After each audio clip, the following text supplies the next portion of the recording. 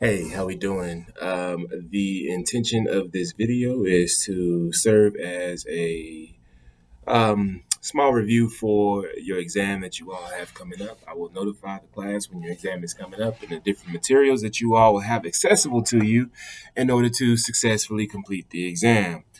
Hope everybody's doing okay out there. I myself am getting back on track after my mishap that happened that really set some things behind for us. And hopefully, all of you all are beginning to feel like things are kind of getting back into the order of how they should be. If not, then definitely feel free to give me a shout and I will accommodate you or explain whatever you need to have explained or whatnot um, at my earliest convenience. But getting right into this, the things that you will be responsible for this particular exam is going to be everything that we have covered up until this point, stopping at week 6. All right. Once again, you will not be covered for anything else uh, that exceeds week 6 or goes beyond week number 6. I will be updating lecture material for week number 7, but once again, that information will not be covered on the exam. All right. So weeks 1 through 6, lecture material and all other supporting class material um, offered to you all between weeks 1 and week 6 is going to be covered on the exam. So let's get right into it. So first of all, family structures. All right.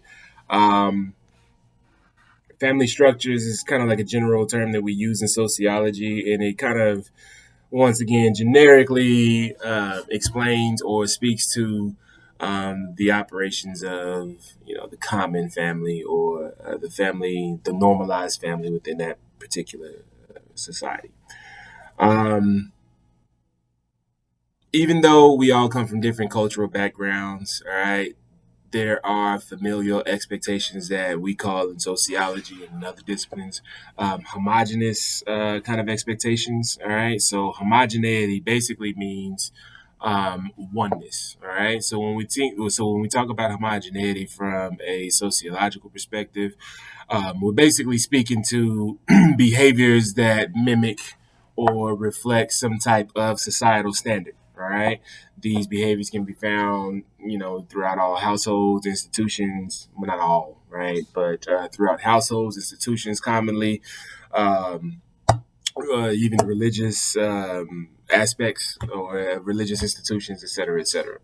All right. So, based on this idea of homogeneity, okay, social scientists have developed a term which they call the nuclear family. All right.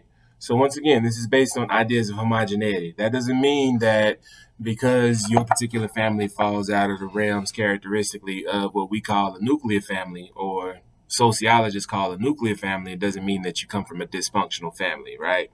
It just basically means that your family kind of exceeds or goes out of the parameters of the very homogenized idea of expectations in American society. Okay, so and I'm not really a huge fan of the term, right? However, I do use it because it's a term that most of us are familiar with. Well, not most of us, but a lot of us are familiar with, and it's commonly used, and there's kind of like this common understanding behind it. But um, the notion that you fall outside of the nuclear family does not necessarily mean that you come from a dysfunctional family. We'll get into later on in the class me explaining how different social factors can actually cause for you or call for you to have behaviors in a family or whatnot, that maybe you're not considered nuclear family, right? But doesn't necessarily mean it's dysfunctional. It's just something that is culturally um,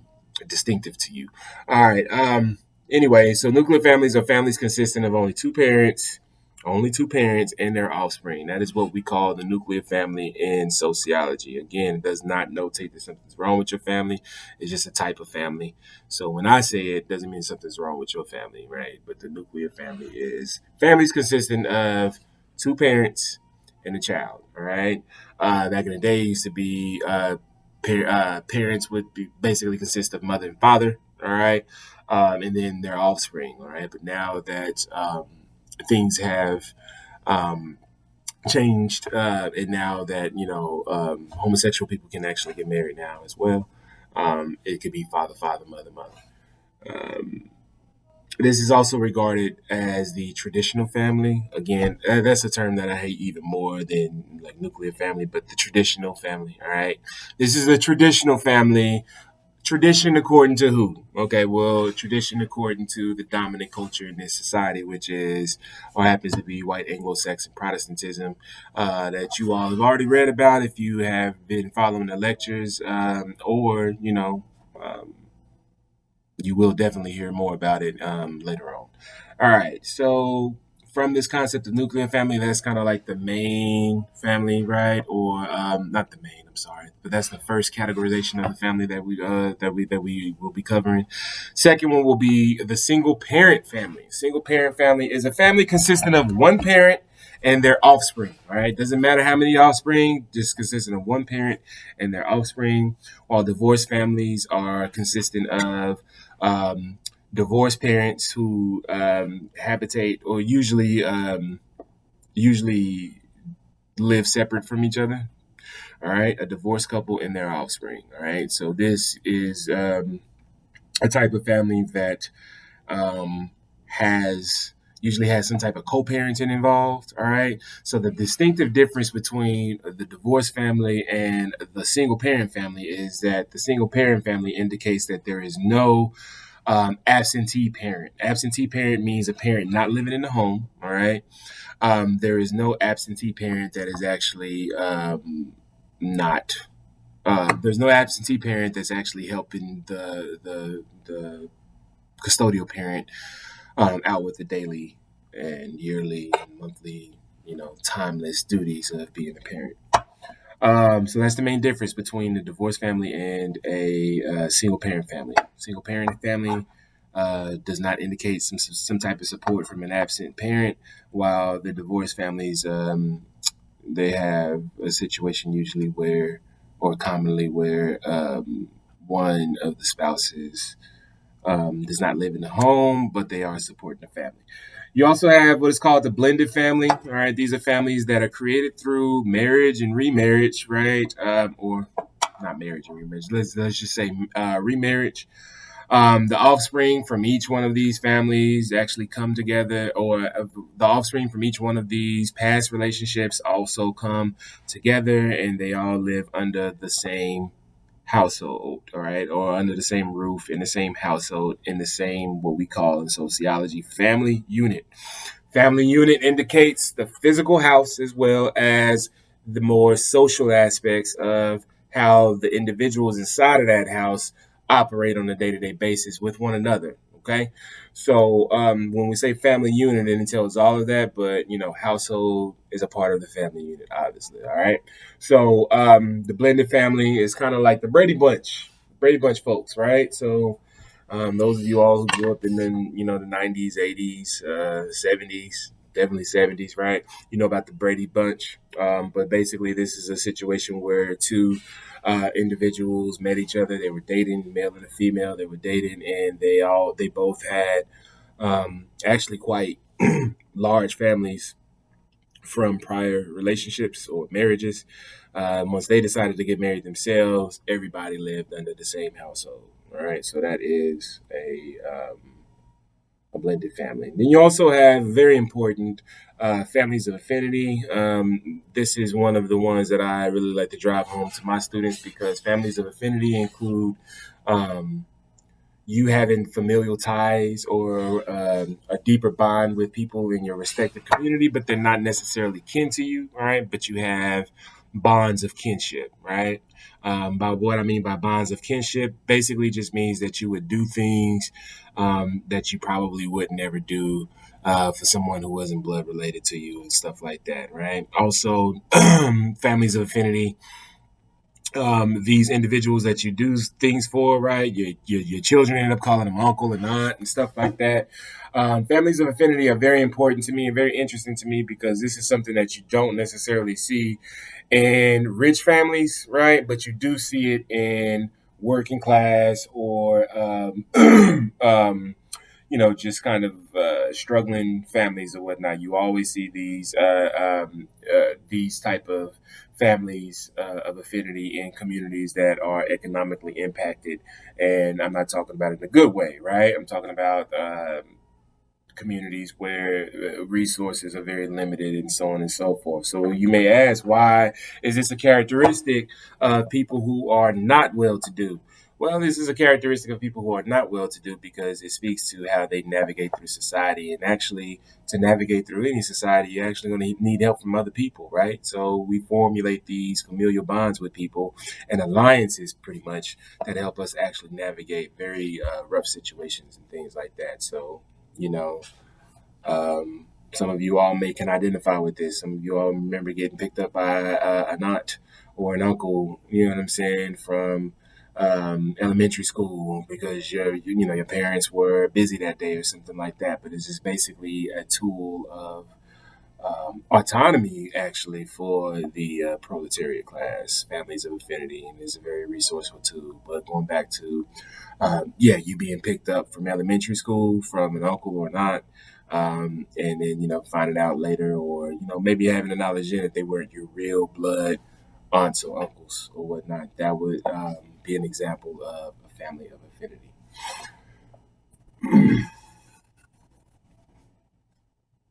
All right, so sociologists study the family unit as having five vital functions. The first one that I'll point out is economic support. Economic support, obviously, because children, at least presumably from the ages of 0 to 16 years of age, because that is the legal age that one can work in American society. Emotional support. Um, Emotional support is very actually just emotional intelligence. Actually, overall, is something that you actually develop in the family first and foremost. That is your first stop to develop your emotional intelligence. But the family is very crucial in providing emotional support because we know that sometimes going from one phase of life to another is often a very painful process. It's often a very tumultuous process. It's a process of a lot of trial and error and things like that. And we oftentimes get discouraged. So, emotional support is a vital function, one of the five vital functions of the family. Socialization. Okay, basically, socialization is a process of learning, very simply, process of learning how society operates around you, how you are expected to act within that society or within the different social structures within that society. um, Sexual and reproductive control. All right, we instill into our offspring standards of um, reproducing or reproducing, I'm sorry, reproducing, of reproducing, right? Sexual activity and stuff like that. We police that very heavily in our children and the family, all right, because we have an idea of, and it's very oftentimes culturally influenced idea, and all the time a little bit influenced by the dominant culture. We have these ideas about how people should be performing sexually, right? Or when it's appropriate to have sex, when it's appropriate to even talk about sex, or have a conversation, or even inquire about sex, et cetera, et cetera. Um, and then the last thing, oh, I'm sorry, yeah, sexuality and reproductive control, and then also status. Okay, our families do give us status. Now that could be status in your respective community, or it could be status uh, in all communities, right? So, an example of a family having status, or example of family giving us status, is Paris Hilton. Well, Paris Hilton's a billionaire. None of us really know what in the hell she does, right, to be a billionaire, right? But we know before she was even 16, she was a millionaire at least, right? She was born into the Hilton family, all right? And in that, in turn, um, automatically gave her an ascribed status. Ascribed status is a status that you're born with. Gave her an ascribed status of being very well off and very wealthy in society. Um, okay, so going back to socialization. In the course of our socialization, there are institutions that play a very vital role in socializing us. These institutions are what we call the the primary agents of socialization. All right. So the primary agents of socialization is going to be four of them. I know I said in your lecture it's five of them. That was a mistake on my part, but it's four primary agents of socialization, and these are different institutions that we find ourselves operating in on a day-to-day basis that really, really go into socializing us in a very major way. All right. So once again, there are four primary, meaning first or foremost or most important, agents. An agent is anything that works on behalf of um, something else, right? So for the four primary, first and foremost, agents, things that work on behalf of our socialization. Four primary agents of socialization. The first one is the family, obviously. It's the first step that this is the first stop, right? This is the one stop, well, not one stop shop, but this is our first stop in our process of socialization. Babies were born. Oh, baby's cute. You're so handsome, cute, pretty, whatever, right? And then you leave, leave the hospital, go home, right? When you go home, that is the family unit, right? That is part of the family unit, the actual physical house, all right? And then from that point, you begin your process of learning. First of all, things about culture and your culture. Actually, first of all, how your house is actually run, right? You learn about the ecology of your household, right?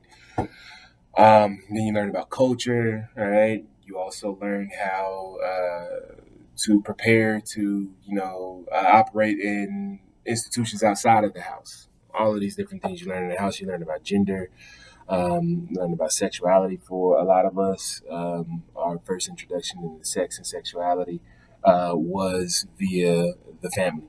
Okay. The second one is religion. Now, religion applies to all of us. All right. Even if you did not grow up religious, I know some of you all read that and you thought, oh, well, religion doesn't apply to me because religion is whatever. Right. But religion still applies to us because, once again, the dominant culture that we operate under, people, is called white Anglo Saxon Protestantism. Right.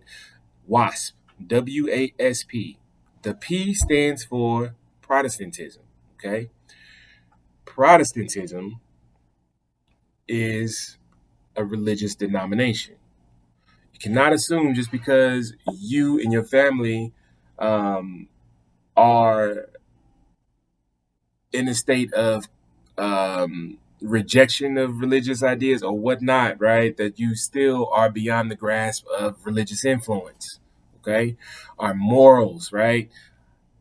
Even if you grew up atheist, right, and you feel like it's bad to kill people, right, and then I ask you, well, why is it bad to kill people? Because you shouldn't take anybody's life. That's not your role, right? Well, that's a religious idea. It's a very Protestant idea, right? A Protestant idea, which was kind of contradictory, is that only God can take life because He's the person who gives it, or if you are closer to God and you like the state or whatever. You know what I'm saying? But you have to have some type of authority. Okay. So yes, even though some of us may grow up religious and some was for some reason leave that religion or don't are not participating in it right now. You have questions and you're like exploring yourself or like self discovery or whatnot. Or if you just didn't grow up religious at all, religion still applies to you, right? Look at your dollar bill, right? It says, "In God we trust." They're not talking about the Muslim God. They're not talking about an atheist. Well, obviously, they're not talking about Yahweh. They're not talking about Buddha, right? They're talking about the very Protestant idea of God. All right. So, religion is a primary agent of socialization that is very, very influential in socializing all of us. Um, then the third primary agent of socialization is education, and I put slash in school. All right.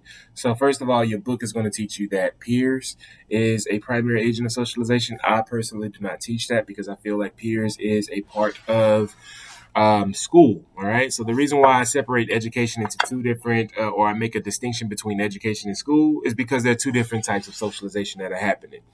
First type of socialization that's happening is the formal socialization, which you receive from the people who work for your respective institution of education, right?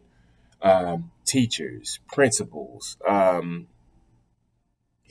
administrative assistants, janitors, excuse me, so on and so forth, right? Everybody who works for your institutions, right? They are in charge of your formal part of your education, all right? So that could be like raising your hand when you want to actually answer a question in class, all right? It could also be something like, how do I write a paper? Right? Or how do I even look up information on how to successfully complete this paper? Things like that. All right. But then there's a second type of socialization that happens in your institution of education, which is, I guess I could call it schooling, right? And that is basically when you learn the norms that are expected, norms of behavior that are expected amongst your peers in the school setting, all right? Most of us, that's the first time we made friends is at the school setting. So why would we separate school and peers? See what I'm saying? Now that doesn't mean that that has to be the only bulk of you all's relationship. You can develop long-lasting relationships outside of the school setting, but you developed it in school. Your first friend, most of you, 9 times out of 10, was a person that you went to school with, kindergarten, preschool, whatever. All right. So education and school are the same, but they're kind of like different things, right? Because there's two different types of socialization that you're having on the school level and in well on the level of education, which involve formal and informal, right? Formal, or I don't even say informal, but like formal and peers. All right. What are some of the things that we learn from our peers? How to to talk to love interests at a very early age. We don't even associate with love interests, right? Another gender indicator there, right? So, or we don't have love interests on the elementary level, right? But like on the elementary level, like talking to the opposite sex or love interest, right? Doesn't have to be the opposite sex, but talking to love interest is totally different. Um, well, you don't do it on the like in elementary usually, but nonetheless, right? You go from worrying about the cooties to worrying about, what you're going to wear to a dance, all right? And there's an indicator there. And then that indicator is basically your age, right? Or I'd say your level of maturity, okay? Um, and then the last but not least, all of these kind of go in order, except for when you come to the fourth one, and they say that the fourth one actually competes with the first one, and this is the media. Okay, and then they say it competes with the first primary or the primary agent of socialization, which is the family, because I mean it's always around us. It influences us very heavy. It also, kind of dictates behavior, so on and so forth.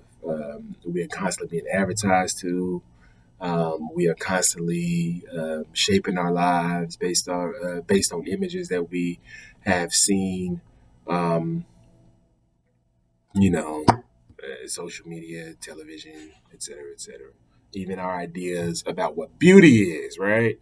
Beauty, right? Which to a certain degree should be something that is on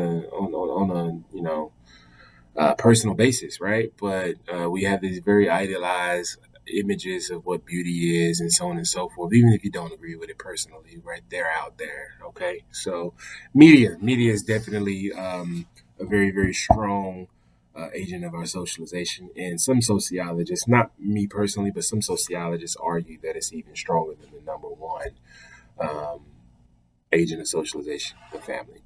All right, I'll upload a couple more videos and I will attach it to this module. This particular module is dedicated specifically to tests and you actually getting prepared for your test. So go ahead and check it out, leave some feedback, and I'll get with y'all in a little bit later.